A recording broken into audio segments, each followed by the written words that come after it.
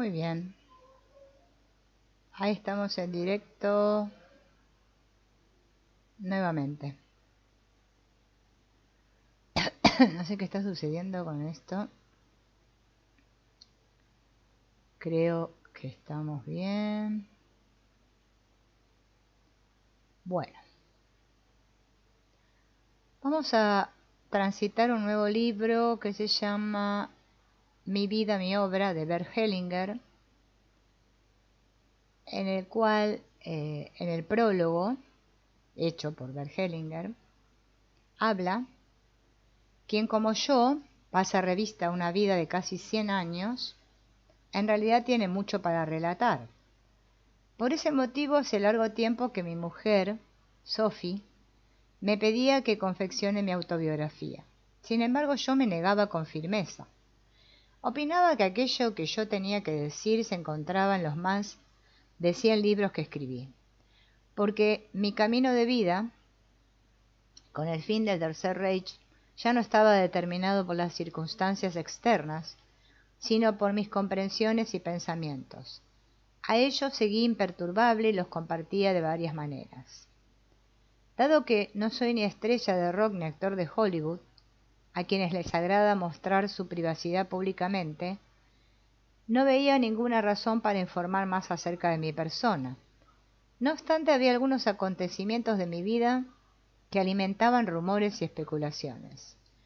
Alguien que fue sacerdote, que casi con 80 años se divorcia de su mujer para casarse con una mujer considerablemente más joven, rápidamente se vuelve objeto de suposiciones.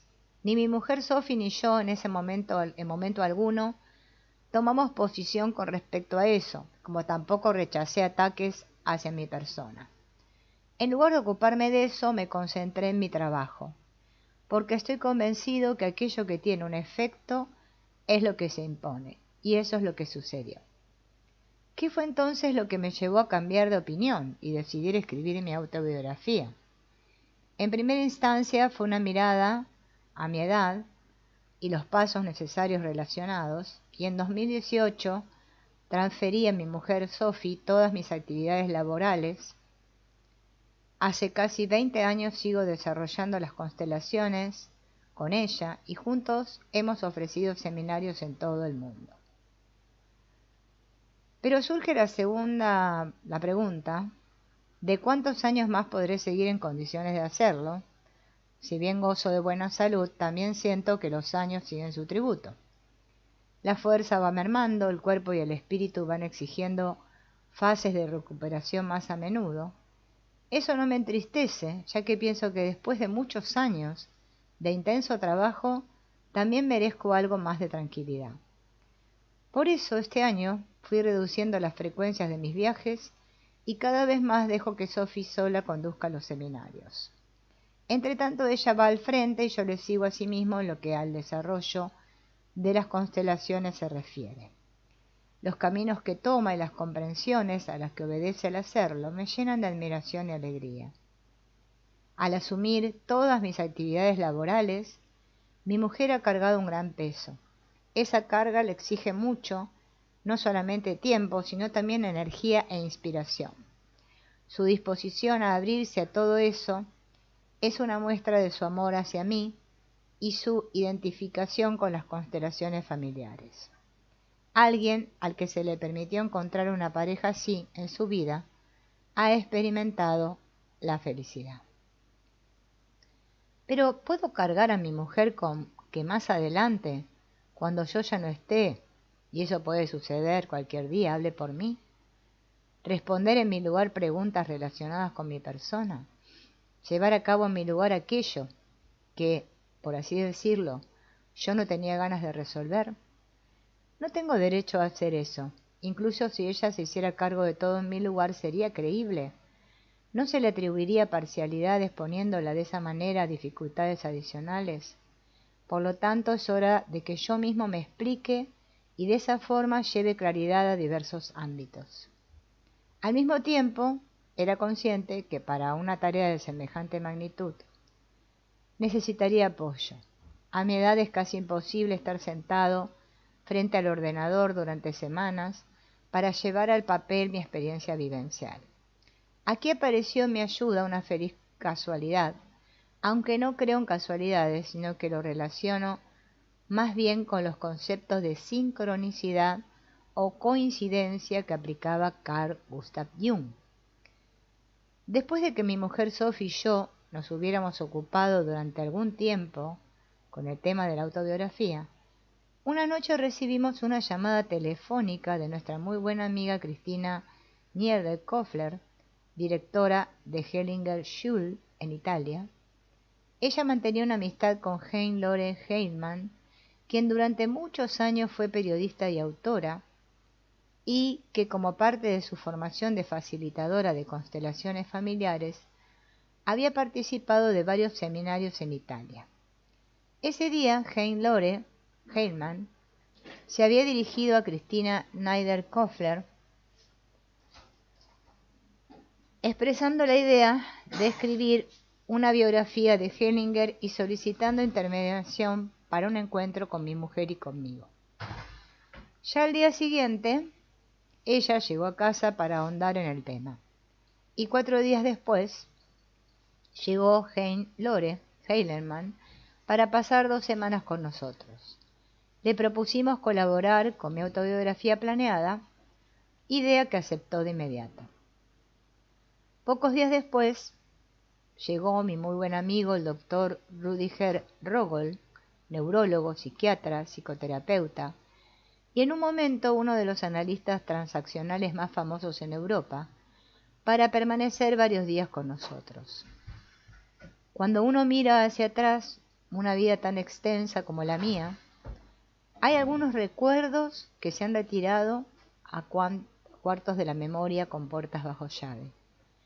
A eso se sumó que mi mirada y mi orientación siempre se dirigían hacia adelante. Para llegar a mis recuerdos se requiere una llave especial. Mi amigo Rogol es quien la tenía. Me conocía desde los años 70 y había compartido muchos sucesos conmigo. Así entonces abrió muchos cuartos de mi memoria con la frase «¿Recuerdas cuándo?» y repentinamente el recuerdo volvía a estar presente. Pero sobre todo mi mujer Sophie es la que me acompañó en este viaje al pasado. En los meses que siguieron, muy a menudo, Hein-Lore Heilmann fue huésped de mi mujer y mío para ayudarme a ir reuniendo partes de mi vida. Siempre estaba también Rogol. Y de esa manera, en este cuarteto, la historia de mi vida se fue desplegando pieza por pieza. A todos nos unía no solamente una meta en común, sino también una estima, un respeto y un afecto. Es la mejor forma de trabajo que uno pueda desear. Espero que la armonía que acompañó al nacimiento de este libro tenga también un efecto en el lector y que pueda encontrar, mediante mi autobiografía, el camino hacia una vida más plena y feliz. Ahora vamos a ver, después de este prólogo, cuando habla, va relatando su vida, comenzando por su infancia y su juventud, contando cuando él nació, que nació el 16 de diciembre de 1925, Hellinger, era el segundo hijo de sus padres, Albert y Anna. En luna nueva, en el apacible pueblo de Leimen, cerca de Heidelberg, mis padres me dieron el nombre Antón. Si bien no entiendo mucho de astrología, las predicciones parecen, sin embargo, haber acertado con respecto a mi fecha de nacimiento. Aquellos que nacieron con luna nueva, se dice, tienen la tendencia de marcar al mundo con sus ideales y su carácter personal.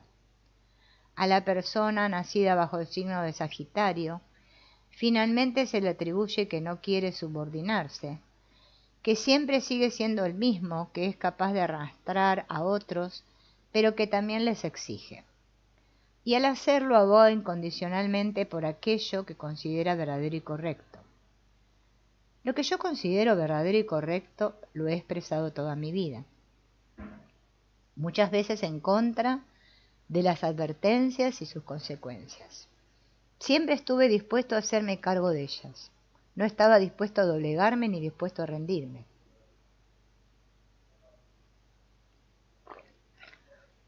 Miren lo que dice acá.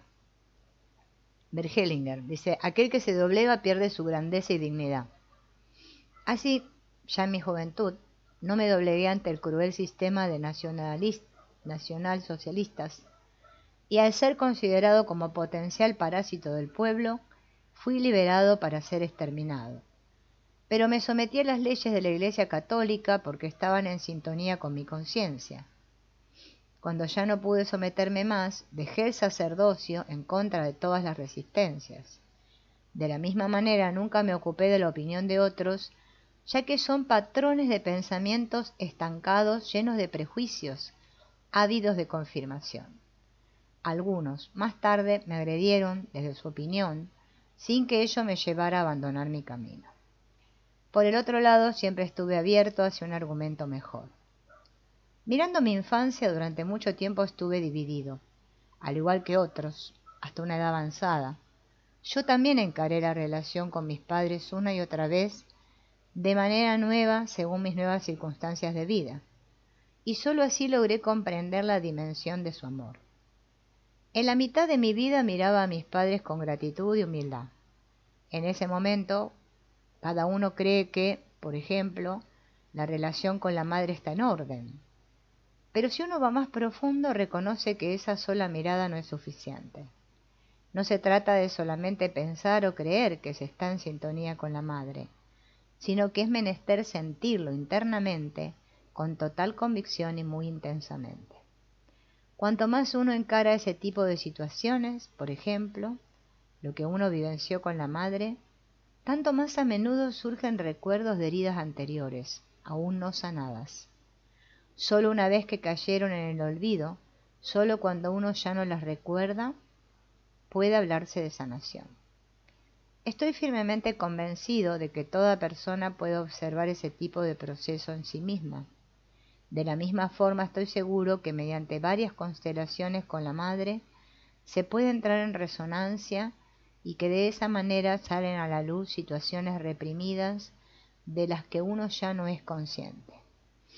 Es como si un acontecimiento antiguo fuera puesto en marcha y solucionado por sus consecuencias. Eso es un proceso que dura toda la vida, porque cada paso tiene su propio punto de partida determinado por la relación, cada vez diferente hacia la madre, al igual que nunca es posible introducirse en la misma agua de un río. Los primeros años de mi vida, hasta comenzar con la escuela, los pasé en el pueblo de Leimen, de solo 4.000 habitantes, el lugar de nacimiento de mis padres. Mi padre, un ingeniero, al igual que mi abuelo materno, que había realizado un duro trabajo físico, era empleado de la fábrica de cemento del lugar, la que hoy día es la Heidelberg Cement AG. La familia vivía en una urbanización obrera, que en ese entonces se denominaba Colonia Obrera, que había sido construida con el patrimonio privado del patriarca de la empresa Friedrich Schoff. Él mismo llamaba ese proyecto de construcción viviendas para obreros cumplidores y merecedores. Además, la fábrica había adjudicado a cada familia un lote en el que se cultivaban frutas y verduras, y mi abuelo tenía gallinas y un cerdo. Era, por así decirlo, la transición de la era campesina a la era industrial. Desde la mañana hasta la noche trabajo en la fábrica y a continuación en las tierras determinaban los días. Cuando yo nací, o sea, cuando Bergelinger nace, ya su abuelo se había retirado, él está contando aquí, y entonces, antes de comenzar la escuela, había vivido ya él muchos años con sus abuelos, y para nosotros los niños, y éramos muchos, era un idilio. Para jugar teníamos a disposición una pradera, un parque con árboles. Podíamos ir y venir a las casas de las distintas familias. La vida de estas personas tenía algo especialmente afectuoso. Eso me marcó para toda la vida. Hasta el día de hoy, para mí, desde el sentimiento, Leimen es mi tierra natal y hogar. Hasta hoy sigo escuchando el zumbido monótono del teleférico y el suave golpeteo que causaban las 265 vagonetas verdes mientras pasaban bamboleándose levemente por sobre los pilares de sostén, transportando la caliza de alta pureza. Los 6 kilómetros desde la cantera y por encima de los techos hasta la fábrica de cemento. Siempre tuve un corazón para lo sencillo y lo simple. Incluso en los tiempos de prosperidad, las tentaciones del dinero no podían seducirme. Mi vida fue determinada por un sentir de arraigo casi rural y un trabajo perseverante y disciplinado. No me hace feliz la cocina sofisticada, sino una buena papa y una comida preparada por mi mujer Sophie, implementando su conocimiento de hierbas. En lugar de una limusina, en nuestro garaje, se encuentra un auto adquirido hace 20 años. Todavía nos sigue prestando un valioso servicio. ¿Por qué entonces comprar uno nuevo? Mi lujo es un lindo hogar con vista al imponente telón de fondo que es el Watzmann. Muchos alpinistas dejaron su vida en esa montaña. En nuestra casa hay cuartos de huéspedes para amigos y parientes. Muchas veces nos acompañan a Sophie y a mí en nuestros diarios paseos vespertinos, a lo largo del arroyo cercano. Nos gusta gozar de la naturaleza. Cuando yo tenía 5 años, mis padres se mudaron a Colonia con mi hermano Robert, 2 años mayor que yo, y mi hermana Marianne, 2 años menor que yo. Pero a mí me dejaron con mis abuelos hasta comenzar con la escuela. Nunca me enteré de la verdadera razón. Supongo que de esa manera mis padres buscaban endulzar la despedida de la familia para los abuelos. Si bien me agradaba vivir con ellos, experimenté la separación de mis padres como un profundo corte. Me sentí desamparado y postergado porque Robert podía acompañar la ida al nuevo hogar. El hecho de que Marianne también podía permanecer con los padres para mí no contaba tanto. Después de todo era la pequeña. Parece que mi hermano lo veía más bien como competencia. Dado que yo tuve que permanecer con mis abuelos, la relación, sobre todo con mi mamá, sufrió un daño que se extendió en el tiempo. Más adelante pude observar ese efecto en las constelaciones. Lo denominé el movimiento amoroso interrumpido temprano hacia la madre. ¿Qué significa este movimiento amoroso interrumpido hacia la madre? La vida llega a nosotros primero a través de la madre.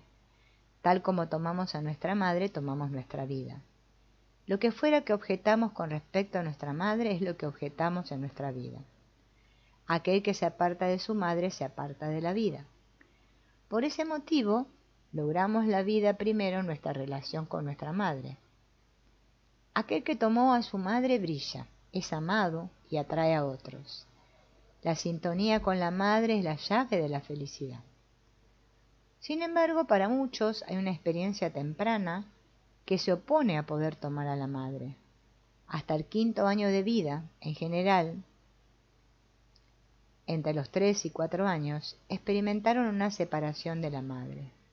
Eso se da, por ejemplo, cuando un niño se lo da por cierto tiempo, o cuando estuvo enfermo sin que la madre pudiera visitarlo, o cuando la madre por enfermedad tuvo que retirarse para su recuperación. El niño vive la separación con un gran dolor. ¿Dónde está? ¿Estoy perdido?, se pregunta internamente. Eso es un trauma porque el movimiento necesario hacia la madre no es posible. La impotencia de estar sin la madre, la desesperación por no poder acudir a ella cuando uno la necesita tanto, lleva a que el hijo tome una decisión interna. Repentinamente tiene una imagen interna diferente de la madre, una imagen que está unida al dolor y a un reproche. A menudo el dolor por la separación también se transforma en ira o en desesperación. Por ejemplo, el hijo dice internamente: la abandono, me quedo solo. Mantengo una distancia hacia ella, me aparto de ella, me retiro, en verdad no hay nadie para mí, estoy solo parado aquí. Después de eso el hijo cambia. Cuando la madre regresa, el hijo trata de alejarla por el recuerdo del dolor y la evita. Por ejemplo, ya no se permite el contacto con ella, se cierra ante ella y ante su amor. Cuando la madre intenta acercarse al hijo y abrazarlo, éste la rechaza internamente y con frecuencia también visiblemente. Tal vez la madre entonces piensa que hubo algo que hizo mal.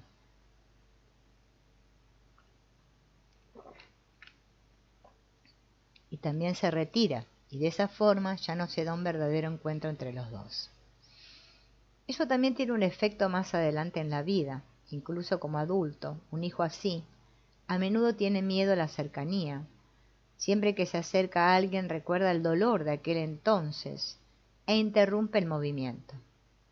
En lugar de acercarse al otro en la relación de pareja, por ejemplo, se espera que el otro inicie el movimiento. Pero luego, muchas veces, la cercanía se mantiene solo con dificultad. En lugar de darle una feliz bienvenida al otro, se lo rechaza de diferentes maneras. Una persona con ese trauma solo puede abrirse vacilando, y si lo logra en general es solo por un tiempo breve. Algo similar le sucede a menudo incluso con el propio hijo. Un trauma de esa índole se resuelve tanto en el sentimiento como también en el recuerdo cuando se regresa a la situación de la separación, a pesar del miedo que puede ocasionar, y se logra completar el movimiento amoroso interrumpido, internamente o en una constelación familiar. A pesar del dolor que surge, a pesar de la desilusión y la ira de aquel entonces, uno se va acercando a la madre, dando pasos pequeños con amor, hasta que finalmente uno cae en sus brazos y es abrazado y sostenido por ella, sabiendo por fin que vuelve a ser uno con ella. Yo mismo pude valorar en toda su magnitud aquello que mi madre había realizado, recién habiendo transitado la mitad de mi vida. Lo logré en una terapia en Estados Unidos. El terapeuta había dibujado 3 cuadrados en el piso. Después me pidió que me ubicara de pie en el centro de cada cuadrado, y a continuación debía decir en cuál me había sentido mejor. Pero para mí todos eran iguales. El terapeuta me explicó que uno de los cuadrados representaba a la mejor mamá del mundo, uno a la peor mamá del mundo y el tercero a mi mamá. Eché a reírme de mí mismo y de esos reproches que había supuesto, y de repente me sentí como recién nacido, fuerte y firme. Tomé conciencia de que el reproche hacia mi madre me impedía ir hacia ella. Dado que seguía teniendo expectativas para con ella, en realidad seguía actuando como un niño. Aún no había crecido para transformarme en un verdadero adulto. Durante las meditaciones también me remontaba al tiempo anterior a mi trauma. Recordé las experiencias felices junto a mi madre, plenas de confianza, sostenido por ella, nutrido por una mirada de mucho amor. Recordé aparentes pequeñeces por las que abstraído me sentía cobijado. Con la nueva imagen en el corazón miré a mi madre después del trauma. Retuve esa imagen positiva y permití que mi alma ganara un extenso espacio por encima de la otra imagen, esa imagen cargada de reproches. Superé mi decisión anterior y dije a mi madre ya fallecida: regreso a ti. Recién ahí comprendí que mi madre siempre estuvo para mí. Sin quejarse había hecho todo: lavar, cocinar, coser, e incluso durante la época nazi había luchado como una leona por mí. A pesar de que había reconocido para mí la importancia de mi madre, aún no estaba en completa sintonía con ella. Especialmente ahora, a mi edad avanzada, surgía una y otra vez un sentimiento de tristeza y soledad, cuando pensaba que tal vez mi hermano había sido el hijo preferido de mi mamá. Fue un día sábado, pocas semanas antes de cumplir 92 años, que ese sentimiento me inundó nuevamente. Ahí mi mujer Sophie me dijo: ven, hagamos una constelación. Ella y una amiga que nos estaba visitando hicieron de representantes en la constelación y luego me incluyeron a mí. La verdad salió a la luz y sentí el gran amor que mi mamá siempre había sentido hacia mí. Sí, ese amor estuvo siempre y también mi amor hacia ella. Desde ese momento mi alma está plena de una profunda paz. ¿Qué nos muestra esto? Incluso a los casi 100 años uno sigue siendo ese niño. Incluso para una persona de casi 100 años la relación con la madre es la que decide acerca del bienestar y el dolor del alma. Tan inmensamente grande es la importancia de la madre para nuestra vida. ¿Dónde comienza pues nuestra alegría acerca de nosotros mismos? Comienza con la alegría respecto a nuestros padres. Me imagino que Dios mira a nuestros padres tal como los hizo. ¿Cómo demuestra su alegría acerca de ellos? ¿Con qué brillo divino? Los considera muy buenos. Recién una vez que nosotros también consideramos a nuestros padres como buenos, tal como son, nos consideramos a nosotros mismos como buenos, y junto con nosotros a todos los demás también. Aquí encontramos la alegría grande, una alegría que arrastra. Conducidos por ella nos damos las manos y bailamos la danza de la vida.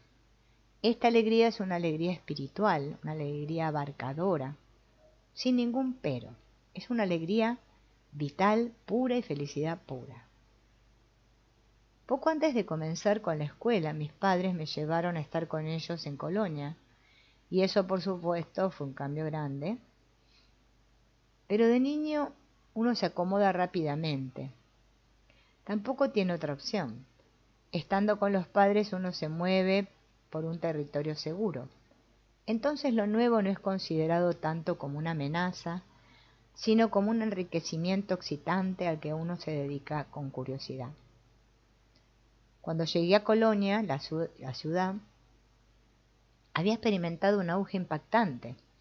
Luego de la retirada de las tropas inglesas, había conexiones por aire, había comenzado la construcción de la autovía, había llegado a la ciudad Henry Ford. Bueno, yo estaba fascinado. Estaba de 17 pisos, era un edificio de la construcción de automotores, ¿no es cierto? Eso era muy fascinante.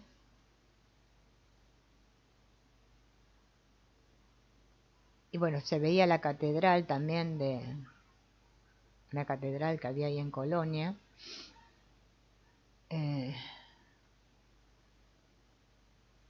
Yo, dice Hellinger, a los 5 años ya había decidido ser sacerdote. Hola, Gidio. Ajá, bueno, acá estamos hablando sobre Bert Hellinger, sobre la historia, ¿no?, de Bert Hellinger, la biografía. Bueno, dice que él ya a los 5 años había decidido ser sacerdote. Bien. Más adelante, en la pubertad, su deseo de profesión nunca fue reemplazado por otra idea. Mi decisión debe ser mirada a nivel de mi relación con Dios, por supuesto con Dios como imaginaba en esa época. A través de la casa de mis padres me encontraba en un ámbito religioso.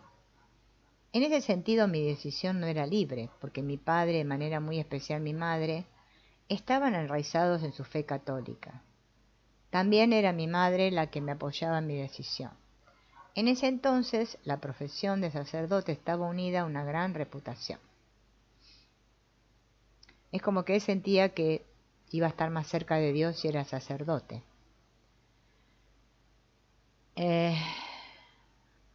Sin embargo, dice Hellinger, él dice que su mujer, Sophie, cree que yo, inconscientemente, me decidí a ser sacerdote para complacer a mi madre. Con la mochila de cuero marrón típica de esa época, conteniendo estilete y pizarra con la esponja atada, empecé la escuela primaria. Bien.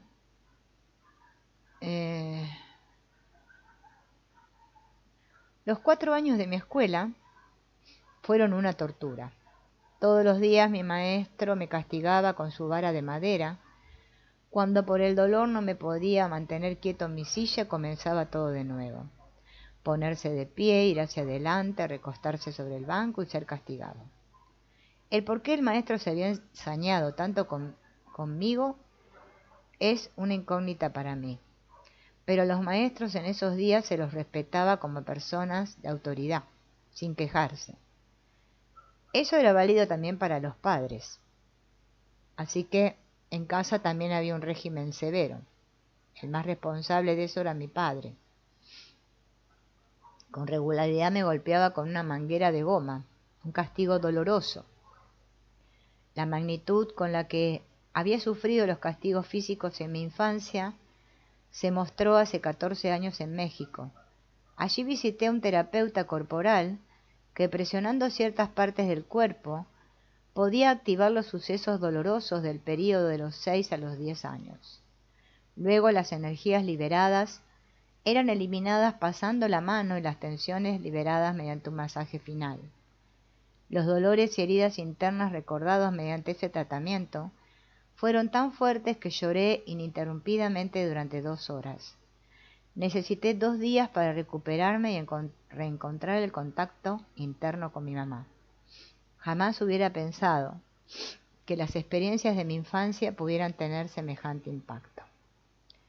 Por otro lado, mi padre me apoyó y fomentó con el correr de los años en todo lo que yo quería. Sin mi madre, asistía conmigo a la ópera, a conciertos y museos. También me alentaba y me exhortaba a tocar el violín. En secreto tenía la esperanza que yo fuera músico, como para no tener que trabajar tan arduamente como mi abuelo y él. A mi deseo de ser sacerdote lo miraba con escepticismo. Correspondía más vale a la intención de mi madre y sus padres. Mi papá, por su lado, aunque creyente, no estaba tan entusiasmado con la iglesia. Decenios más tarde, cuando ya me había dedicado a la psicoterapia, conocí a Stanley Keleman, el fundador de la psicología formativa, y durante una conversación me quejé con respecto a la severidad de mi padre y lo que yo consideraba la infancia difícil resultante. Stanley Keleman me miró, rió y dijo: «Pero si tú eres fuerte». Ahí comprendí cuánta fuerza había pasado de mi padre a mí y cuán importante fue para mí por su severidad. Desde ese momento me sentí muy unido a él. Nos sentimos afectados cuando una noticia nos llega al corazón. También nos sentimos afectados cuando nos damos cuenta que seguíamos un camino que nos alejaba de otros en lugar de guiarnos hacia ellos. Afectados, giramos y regresamos a ellos. Por supuesto, nuestros padres también tienen defectos y debilidades. Desde nuestra mirada actual, hubo cosas en las que se equivocaron. Imaginémonos ahora que hubiéramos tenido padres ideales, ideales en todos los aspectos, y que todo se hubiera dado maravillosamente. ¿Cuán capaces y versados estaríamos para la vida? Precisamente los errores, esos desafíos, aquello que tal vez a veces se nos exigía con gran sufrimiento, nos da una fuerza especial cuando asentimos a ello. Se puede ir practicándolo. Se mira todo lo que sucedió en la familia, se mira aquello que uno quisiera excluir, lo que se quiere que no esté, y cuán pobre uno se vuelve cuando se comporta así. Ahora transitamos el camino inverso. Se mira todo tal como fue y dice: así, sí, fue así. Estoy de acuerdo con todo tal como fue, y ahora hago algo bueno con ello. Aprendo de eso y gano fuerza. Ahora uno puede imaginarse cómo es cuando alguien proviene de una familia ideal. Puede compartir sentimientos con otros, puede sentir misericordia, ¿O está separado de la vida misma en gran medida? Cuando uno ahora se mira a sí mismo y a otros que han experimentado situaciones difíciles, ¿qué manera tan diferente de compartir sentimientos con otros y cuánto más fuerza tienen para apoyar también a otros y amar a otros? Bien, ahora estamos, perdón, en el 30 de enero de 1933, que fue el día en que el presidente del Reich, Paul von Hindenburg, nombró a Hitler como canciller.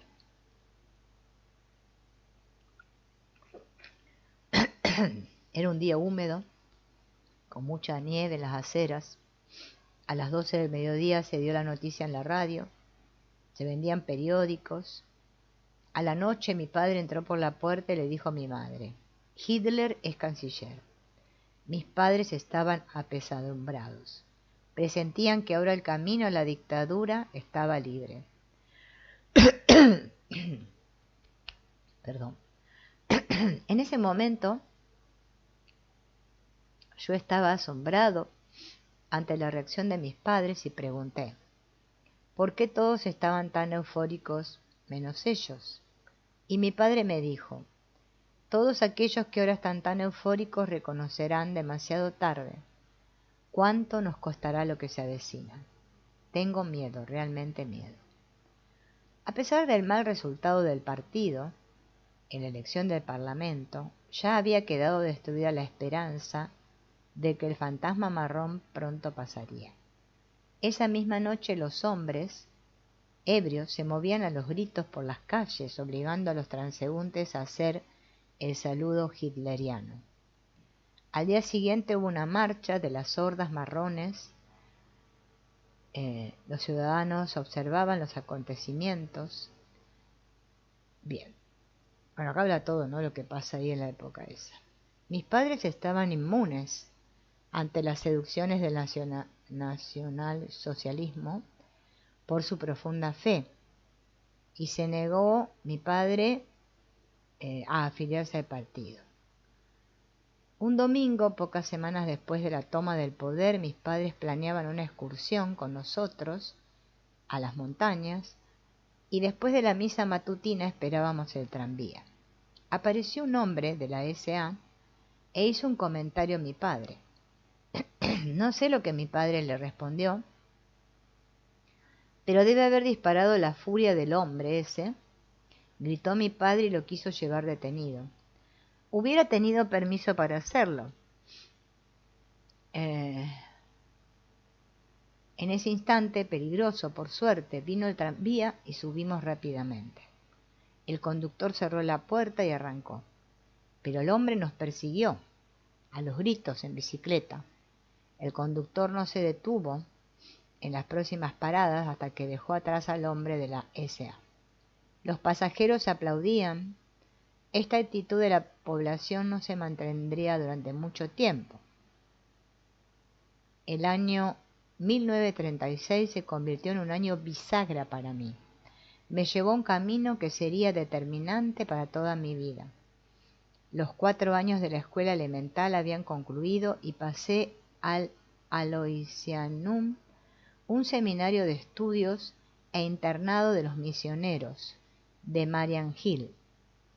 Fundado en 1910, mi madre se había enterado, a través de una conocida de la institución de la Orden Católica, sobre todo a misionar en África. Consideraba que asistir al internado sería una buena preparación para el sacerdocio. Mi padre se resignó a la decisión de mi madre. Para mi estadía en el internado, mi madre había preparado una enorme maleta que al moverla se arrastraba por el suelo. Así que ahí emprendí el viaje a mi nueva vida. Y durante el viaje me aparecían sentimientos contradictorios. Por un lado miedo, terror y desesperación. Por el otro alegre nerviosismo y expectativas. Por suerte, en el tren había otros niños que me distrajeron, mientras que el Aloysianum era mi nuevo hogar. Asistí al Instituto de Enseñanza Media Franz Ludwig von Erthal, esta institución llevaba el nombre en honor al obispo principal de Würzburg y Bamberg, nacido en 1730 en Lohr. La orden no tenía una escuela propia, mientras que hasta 1933 vivían hasta 150 estudiantes allí. Después de la toma del poder de Hitler, el número de estudiantes se redujo. Internamente veo aún hoy el edificio de 3 niveles con influencias del barroco, con sus 3 construcciones transversales. Bien. Pero hay cuenta, ¿no?, cómo fue su vida ahí dentro de ese lugar.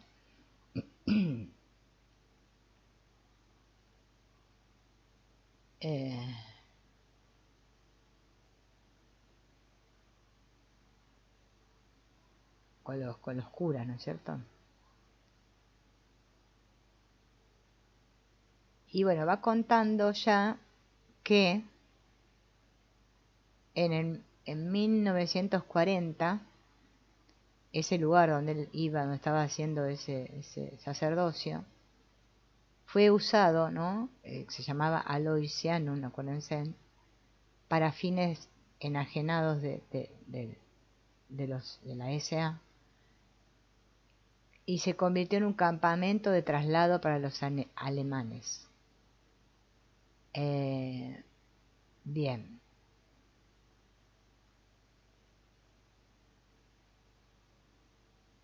Entonces, bueno, acaba contando, ¿no?, todo cómo va transcurriendo el asunto de Hitler y el Tercer Reich y todo esto.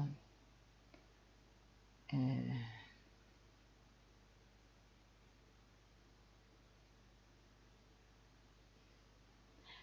ese trayecto, en el 41, el año 1941, su familia se había mudado a Kassel, donde su padre estaba empleado en una empresa de armamentos, y él concurría al instituto de enseñanza media más tradicional y antiguo de la ciudad.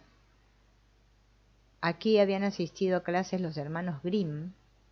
El estudiante más famoso fue, a partir de 1874, el príncipe Guillermo de Prusia, que luego fue el emperador Guillermo II. Al igual que en el Instituto Franz Ludwig, se le daba un valor especial al latín como materia. Bien.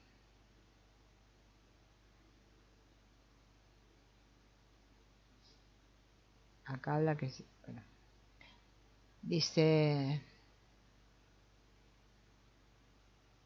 mi admiración por los jesuitas era tal que reflexioné acerca de convertirme en uno de ellos. Pero había algo que me detenía. Muchos jesuitas son obligados a ser maestros, y yo no me podía imaginar eso para mí. Para enseñar a alumnos durante décadas no hacía falta que me plegara una orden y me convirtiera en sacerdote. Así pensaba en ese entonces. Me parecía mejor ir a Marian Hill, pero la vida tiene preparado para uno precisamente lo no deseado y lo que no se ha podido imaginar. Jamás hubiera soñado con ser maestro en Sudáfrica en algún momento. En esa época también me había afiliado a un pequeño grupo juvenil, católico prohibido, que aparentemente era observado por la Gestapo. Los encuentros regulares tenían lugar en secreto, pero una y otra vez venían miembros de la juventud hitleriana para llevarme al servicio. Mi madre insistía cada vez en que yo no me encontraba, pero en algún momento el hecho de mantenerme alejado se convirtió en una creciente amenaza para mi familia.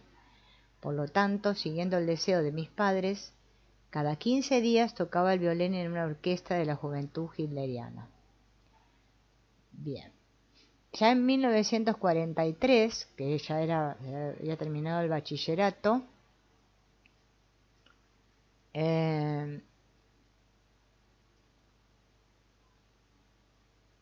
dice que esa época marcó el fin de su juventud.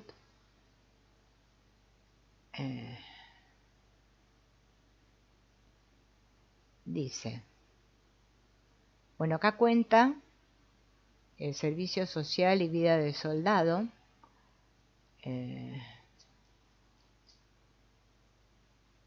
Esto lo voy a obviar por medio extenso.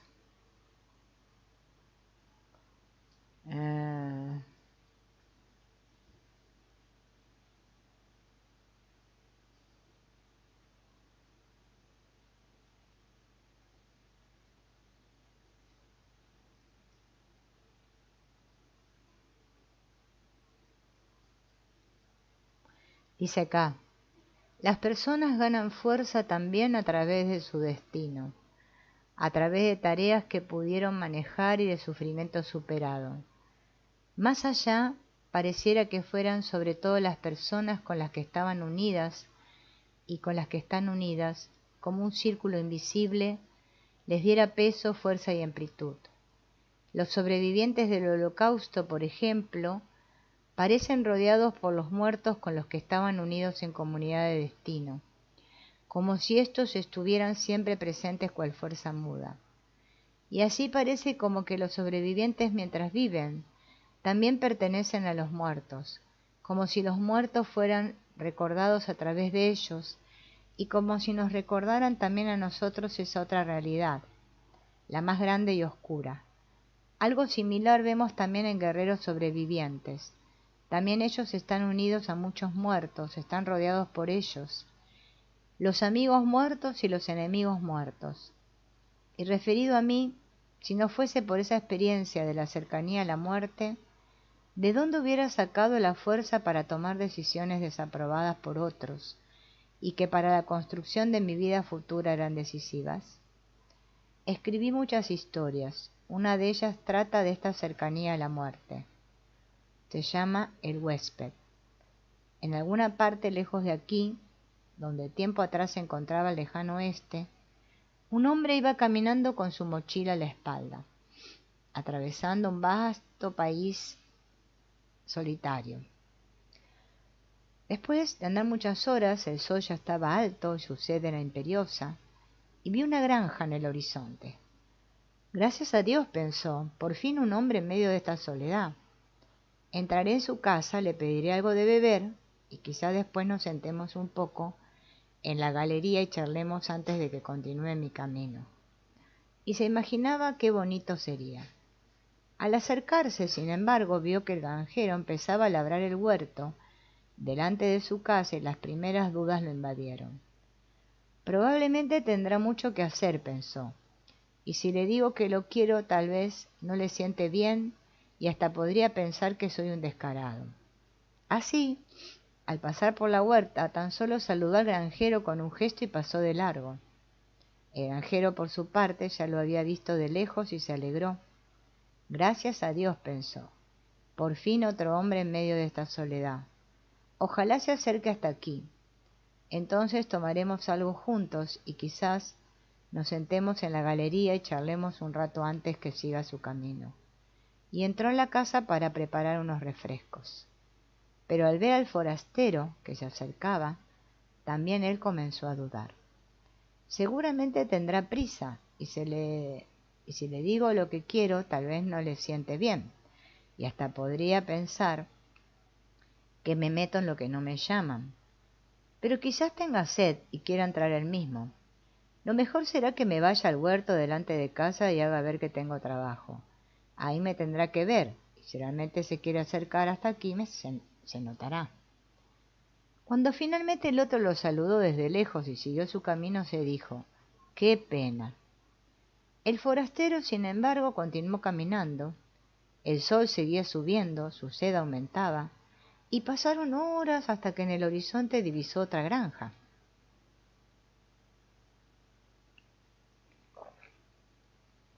Entonces se dijo a sí mismo, esta vez entraré en casa de este granjero. ¿Le siente bien o no? Tengo tanta sed que necesito beber. Pero también el granjero ya lo había visto de lejos y pensó, espero que éste no venga a mi casa, lo único que me falta, con todo lo que tengo que hacer. No estoy para atender. Y siguió con su trabajo sin levantar la mirada. El forastero lo vio en el campo, se acercó a él y dijo, tengo mucha sed, por favor, deme algo de beber. El granjero pensó, vaya, ahora no le puedo decir que no. Al fin y al cabo no soy de piedra. Y lo llevó a su casa y le dio de beber. El forastero dijo: estuve mirando tu huerto. Se nota que lo trabaja alguien que entiende, que ama las plantas y sabe lo que necesita. El granjero contestó: veo que tú también entiendes de estas cosas. Se sentó y charlaron un buen rato, y después el forastero se puso de pie y dijo: ya va siendo hora que me vaya. Y el granjero, sin embargo, le dijo: mira, el sol ya está bajo, quédate aquí esta noche. Nos sentaremos en la galería y charlaremos un rato antes de que mañana continúes tu camino. Y el forastero asintió. Al caer la tarde, se sentaron en la galería, mientras la vasta llanura se iba transformando bajo la luz del crepúsculo, y cuando la oscuridad empezó a ceñirse a su alrededor, el forastero comenzó a explicar cómo le había cambiado la vida desde que se había dado cuenta de que había otro que lo acompañaba en cada paso que daba. Al principio no quería creer que hubiera alguien que fuera continuamente a su lado, que se detuviera cuando él se detenía, que cuando reanudaba su camino se levantara con él, y había tardado un tiempo en comprender quién era su compañero. Mi fiel compañera, dijo, es mi muerte. Tanto me he acostumbrado a tenerla a mi lado que ya no puedo prescindir de ella. Perdón. Es mi mejor amiga y la más leal. Cuando no estoy seguro, cuando no sé qué tengo que hacer, hago un alto en el camino y le pido que me haga llegar una respuesta. Me entrego por completo en cuerpo y alma, sabiendo que ella está ahí y yo estoy aquí. Y sin aferrarme a ningún deseo, espero que me llegue una señal. Si estoy centrado y la encaro con valentía, al cabo de un tiempo me llega una palabra suya, como un relámpago que ilumina lo que estaba oscuro y entonces veo con claridad. Al granjero le parecían extrañas esas palabras. Se quedó un rato largo, mirando la noche en silencio, sin decir nada. Después también él vio quién la acompañaba, y era su propia muerte, y se inclinó ante ella. Le pareció como si el resto de su vida se hubiera transformado en algo precioso, como el amor que conoce la Dios, y como el amor rebosará hasta el borde. A la mañana siguiente comieron juntos y el granjero dijo: aunque te vayas, me queda una amiga. Después salieron de la casa y se dieron la mano. El forastero continuó su camino y el granjero volvió al campo. Bien. Bueno, ahí cuenta también acá que él fue internado en un campamento en Bélgica junto con 600 prisioneros, que tenía que realizar trabajos pesados. Bueno, o sea que tuvo una vida bastante dura. Acá estamos hablando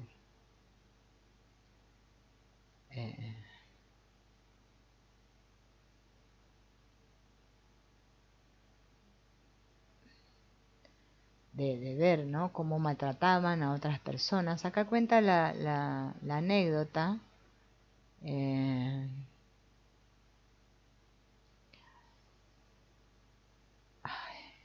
eh,